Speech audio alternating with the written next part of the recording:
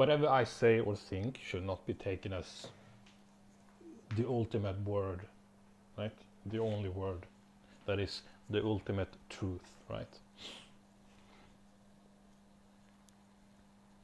And what I say may be subject to falsehood.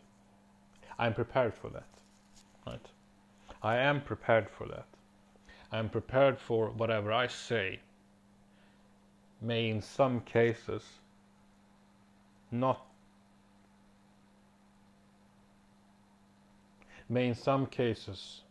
unapplicable.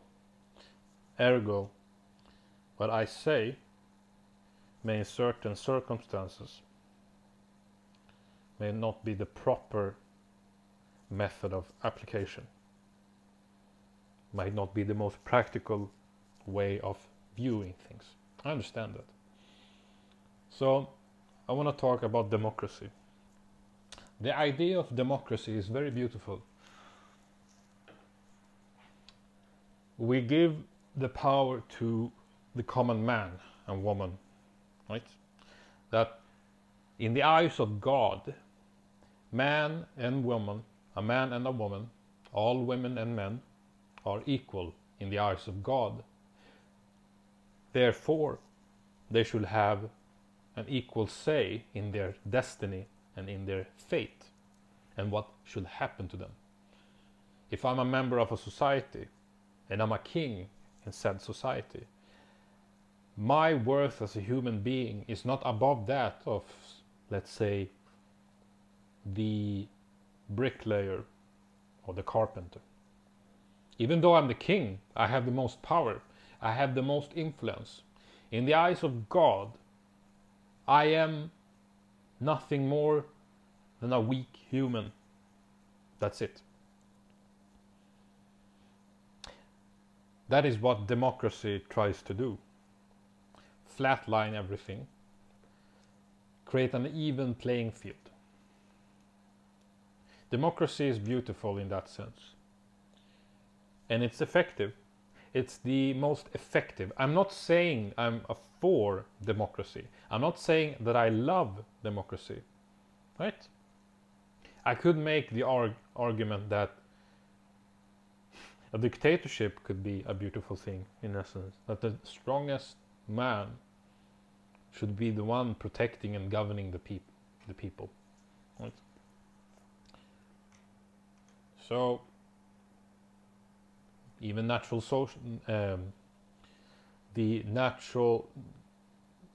nationale socialistische system, the national socialism, right? Or even fascism, or even some sort of naturalism, or whatever, socialism, communism.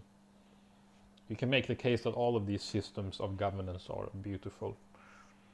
You can make that argument. You can even say that. But let's put aside our subjective feelings for a moment here. And let's focus on what is the most effective. Democracy, coupled with capitalism, is the most effective system of governance. It's effective. In that sense, it's effective at solving the problems of a society, of a community. E.g., a community, in many cases, or in most cases, is at least a group of, let's say, 100 people. That's a community. That's a society. Now, what system of governance should they use to allocate resources effectively? Right? Should they use communism, socialism, Nazism, fascism, or democracy?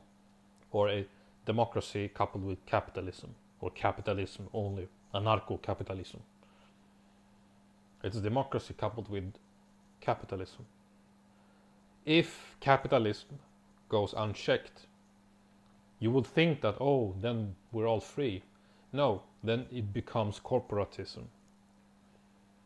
Do you know what corporatism is? It's the governance of corporation. That's the problem of unchecked capitalism.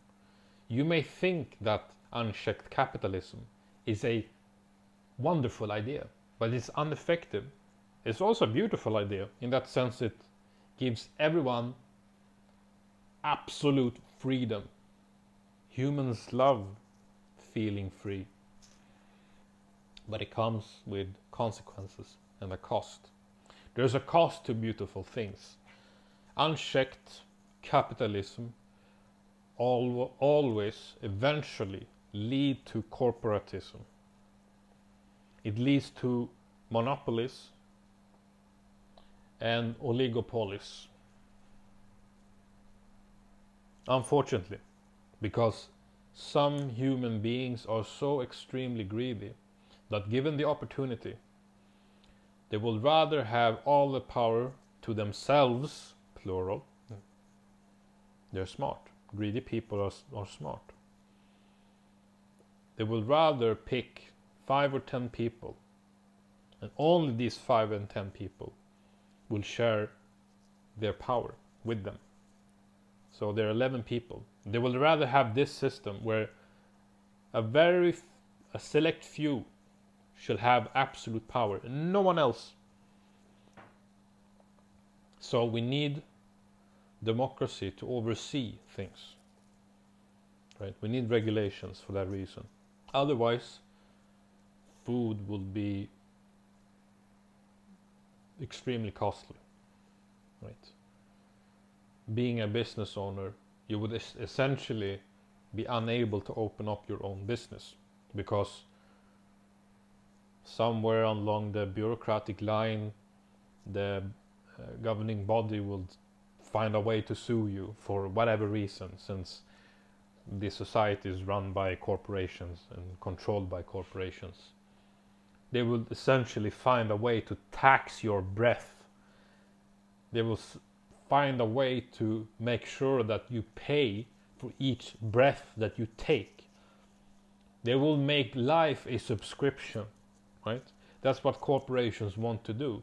If they could, they would make life a SaaS service or a software as a service, or LaaS, life as a service. They would find a way to somehow make you pay for your existence, make you pay for your own existence. That's why we need regulations, but not unchecked regulations either. There needs to be a balance, and it's a hard balance. So democracy is the most effective. Regulated capitalism coupled with democracy is the most effective. But it's broken. We have entered late stage capitalism.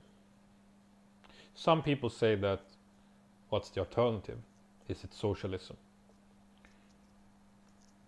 Do not think in binaries. Yes, I am a computer scientist. My job is to think in binaries. But reality is not binary. It isn't on and off.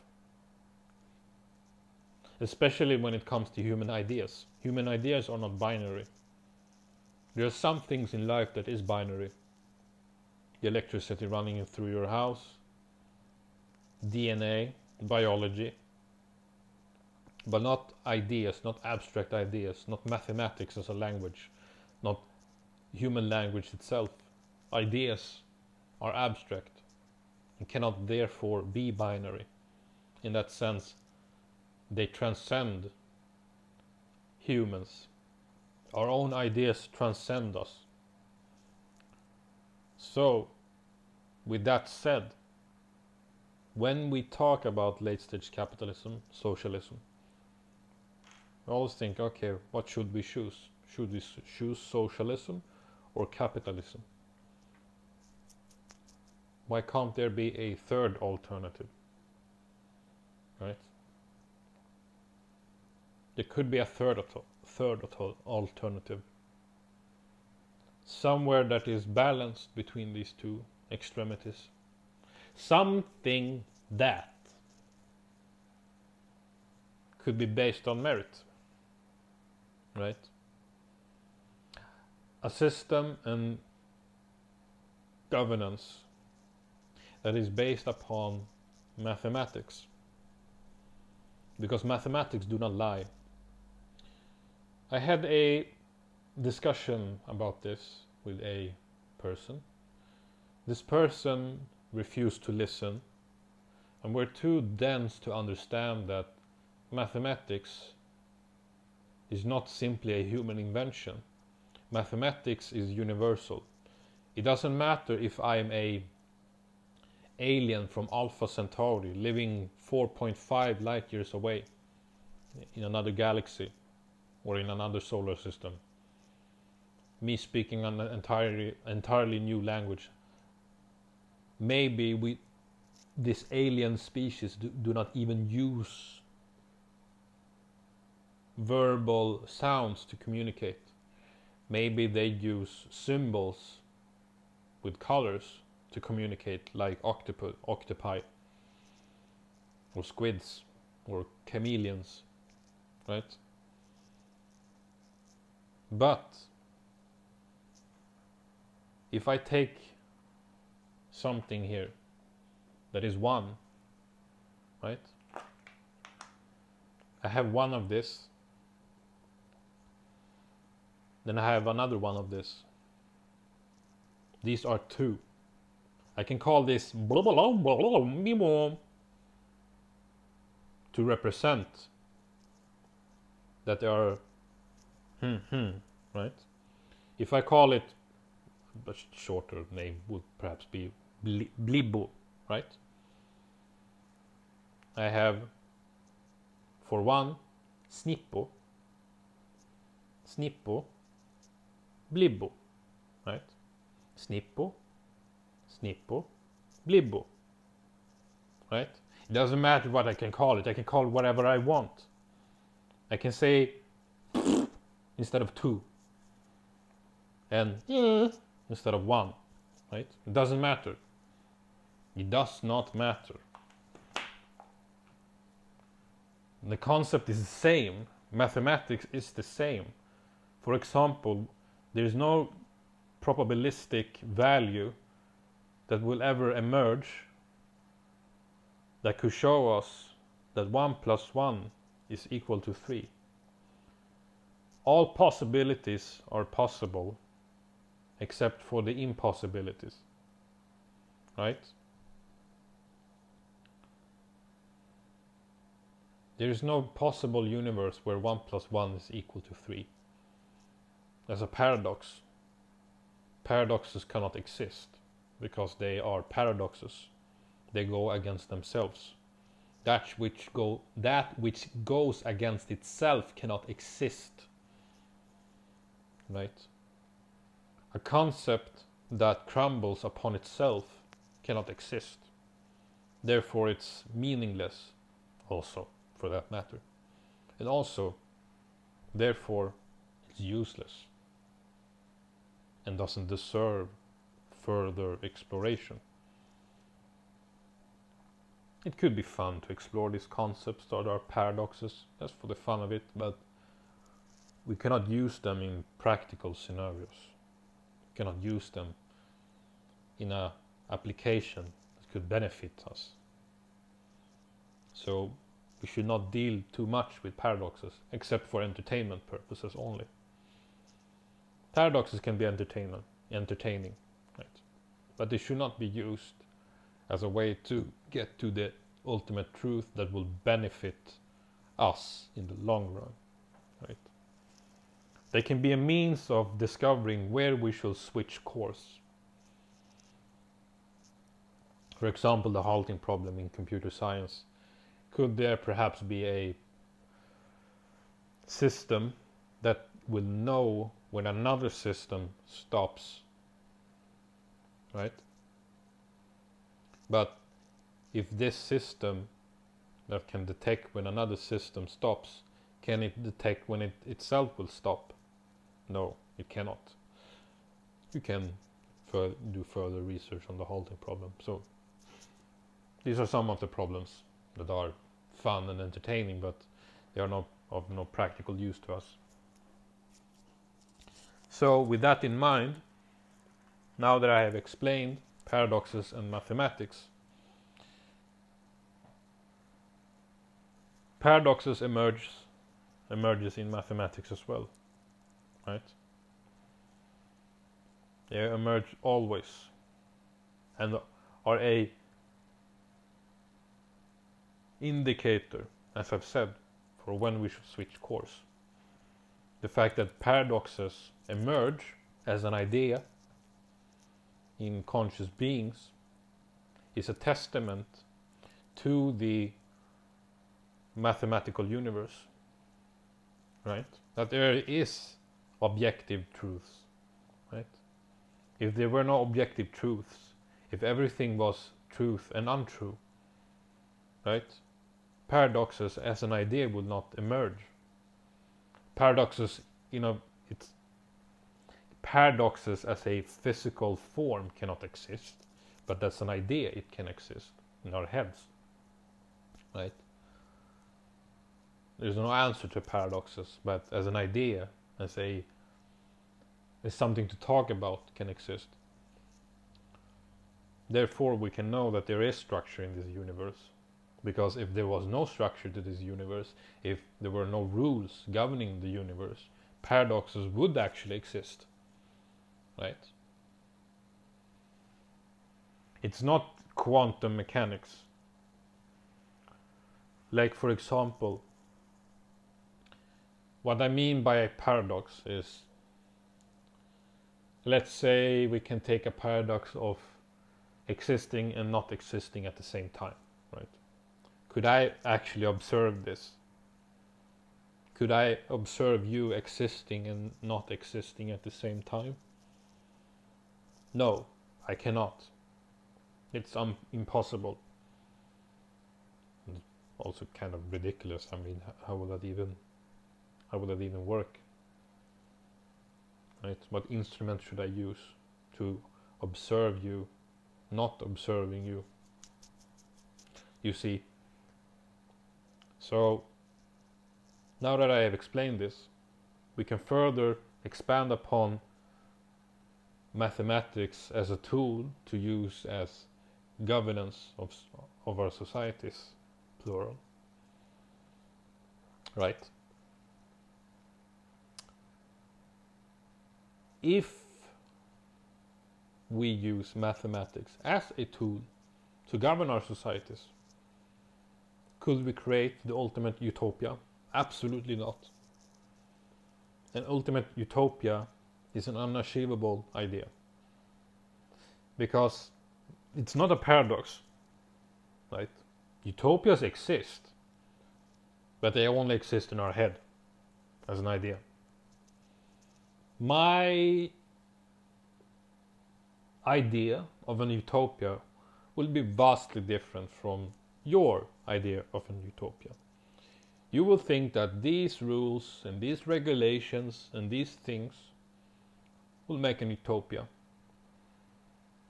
My ideas and my way of seeing what rules should be implemented in a society could be considered in my head a utopia. Some people say that we should merge with technology to create the ultimate utopia.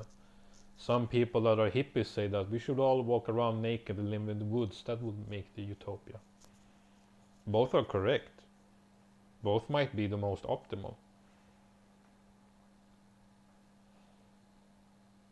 Doesn't mean that an objective utopia can exist. It's not a paradox. I'm not saying that it is a paradox. It is not. But no objective utopia cannot exist. However, it could be the most effective of all the systems of governance that we have invented as of date. Instead of humans making decisions on what resources should be allocated where, we could use algorithms to allocate resources efficiently. Then you might say, okay, but who's going to develop these algorithms? Isn't there going to be an inherent bias in these algorithms? Yes, that's a valid point. That's a valid issue. Someone needs to develop these algorithms. Someone needs to develop these digital systems and electronic systems that is supposed to allocate resources efficiently to different parts of our societies, right? Okay, how much money should go to these specific hospitals and healthcare and school and, I don't know, infrastructure, our roads, right? One could propose artificial intelligence, but the data that artificial intelligence is trained on can be biased. That's true as well. Therefore, we need to develop algorithms that are only centered around mathematics, right? And isn't centered around our feelings, right? The algorithms should be able to calculate efficiently, or the implementation of this said algorithm should be able to calculate efficiently what resources should go where, and also who should govern. But we still need humans to make certain decisions, right? We always need that. Humans making certain decisions. We cannot go fully automaton on every decision of our society. Humans still need to do some things. Ergo, make decisions. But who's going to decide to make the decisions? So who will we decide that will be the ultimate decider, that will make the ultimate decisions? Algorithms and mathematics come in as a tool once again. You may say, okay, we got IQ tests, right? We got intelligence tests, emotional intelligence tests, or whatever.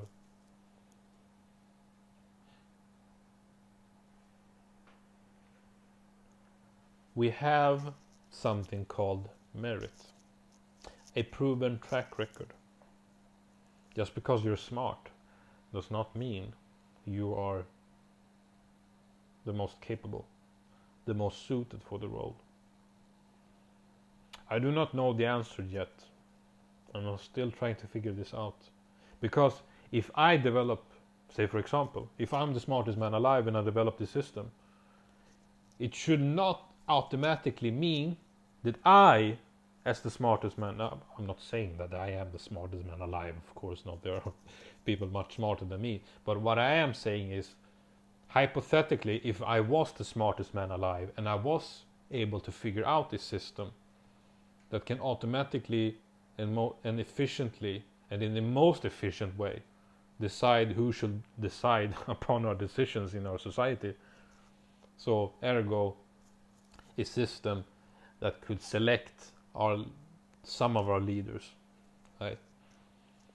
If I developed said system, it should not automatically mean that I become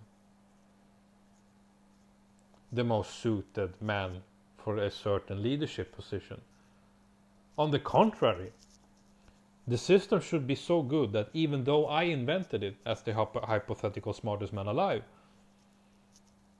that it shouldn't automatically choose me just because I'm smart. That's the key thing here.